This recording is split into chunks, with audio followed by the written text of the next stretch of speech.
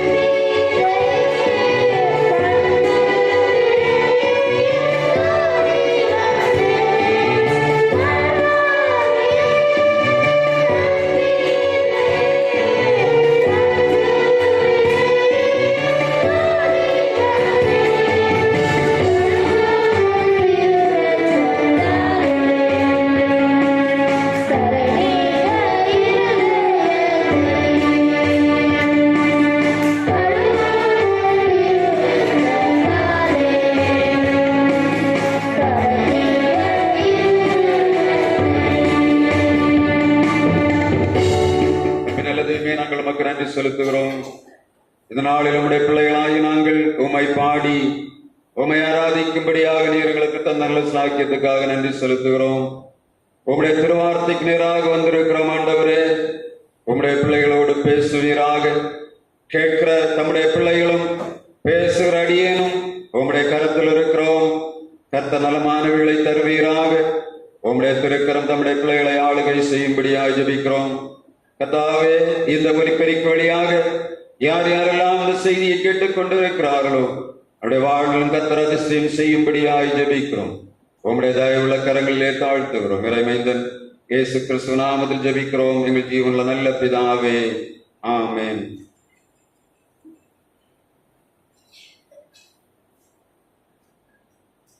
நம்முடைய பிதாவாகிய தேவனாலும் குமாரனாகிய இயேசு கிறிஸ்துவினாலும் பரிசுத்த ஆவியினாலும் உங்களுக்கு கிருபையும் சமாதானமும் இந்த ஓய்வு நாளின் காலை நேரத்திலே உண்டாவதாக. விசேஷமாக இந்த மாதத்தின் கடைசி ஞாயிற்றுக்கிழமையிலே நம் ஆண்டவருடைய சமூகத்திலே கூடி வந்திருக்கிறோம். இந்த வாரம் சுற்றுச்சூழல் ஞாயிறு என்று சொல்லி அதை நாம் நினைவில் கொண்டு இந்த நாளை நடத்தும்படியாக விரும்பினோம். ஆனால் சூழ்நிலைகள் சரியாக வரவில்லை. எனவே ஆண்டவர் அடியனுக்கு தந்த செய்தியை உங்கள் மத்தியில் இன்றைக்கு நான் வைக்கும்படியாக விரும்புகிறேன். ஆதியாகமம் 2ஆம் அதிகாரம் 15ஆம் வசனம் சொல்லுகிறது. ஆதியாகமம் 2ஆம் அதிகாரம் 15ஆம் வசனம், தேவனாகிய கர்த்தர் மனுஷனை 2:15 தேவனாகிய கர்த்தர் மனுஷனை ஏதேன் தோட்டத்தில் அழைத்துக் கொண்டு வந்து அதை பண்படுத்தவும் அதை காக்கவும் வைத்தான்.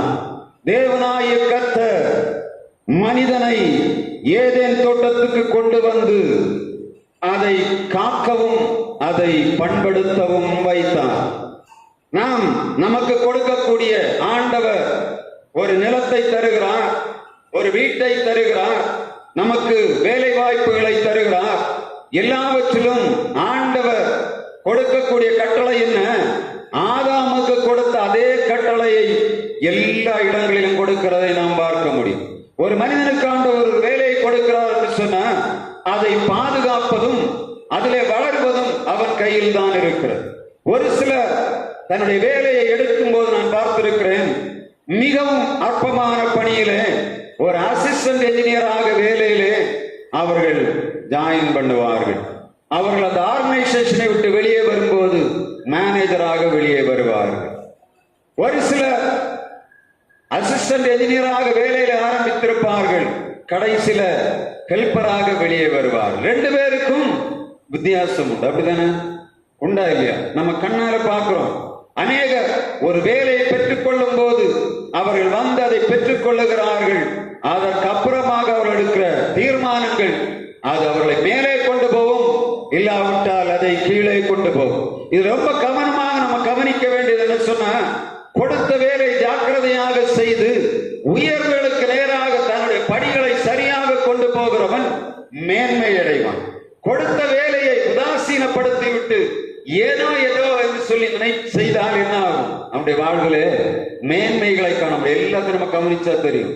நம்ம ஒரு வேலையை செய்யும்போது ஏனோ தானோ என்று செய்தோம்னா பிரதிபலன் ஏனோ தானோ என்று தான் இருக்கும். ஆனால் ஆண்டவர் சொல்லுகிறார், உனக்கு கொடுத்திருக்கிற வேலை, உனக்கு வேலை வாய்ப்புகளை தருகிறார், வாழ்விடங்களை தருகிறார், வாழ்வை தருகிறார். அதைத்தான் இன்றைக்கு நம்முடைய வேத பாடங்களிலே படித்தோம்.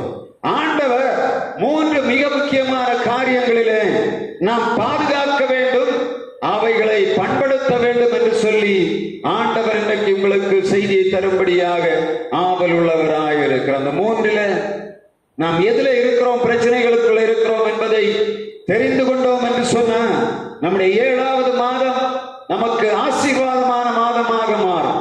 ஜூன் மாதம் வரையிலும் எப்படியோ ஓடிவிட்டோம். வருஷத்துல 6 மாதத்தை கடந்து 7வது மாதத்துக்குள்ளே வந்திருக்கிறோம், வரப்போகிறோம். ஒரு மனிதனுடைய 6ல் ஒரு பகுதி, அவனுடைய தலை, அவனுடைய மார்பு, புயங்கள், சிரஸ் எல்லாம் தாண்டி விட்டு அவன் மத்திய பகுதியிலே வருகிறான். மத்திய பகுதியில் என்ன இருக்கு? மனுஷனுக்கு சிறுநீரகம் காணப்படுகிறது. அப்படியானால் இவன் மத்திய பகுதியில செய்ய வேண்டிய வேலை என்ன? சிறுநீரகத்தின் பணி என்ன? இரத்தத்தை சுத்திகரிக்கிற பணி. இரத்தத்தை சுத்திகரிக்கும் போதுதான் வாழ்க்கை என்ன பண்ண முடியும்? அடுத்த அடி நம்முடைய வாழ்விலே மேன்மைகளை நாம காண வேண்டும் என்று சொன்னா 6 மாதத்துல எப்படி இருந்தோம் என்று பாருங்க. 7வது மாதத்துல நம்ம கொண்டு வந்த பாதைகளிலே உயர்வுகளுக்கு நேராக போயிருக்கிறோமா, இல்ல அப்படியே மெத்தனமா உட்கார்ந்து இருக்கிறோமா என்பதை நம்ம கொஞ்சம் சிந்திக்க வேண்டிய நேரத்துல வந்திருக்கிறோம். நம்மை கொஞ்சம் சீர் செய்து பார்க்கணும். அதுக்காகத்தான் இன்றைக்கு ஆண்டவர் இந்த செய்தி உங்களுக்கு கொடுக்கிறார்.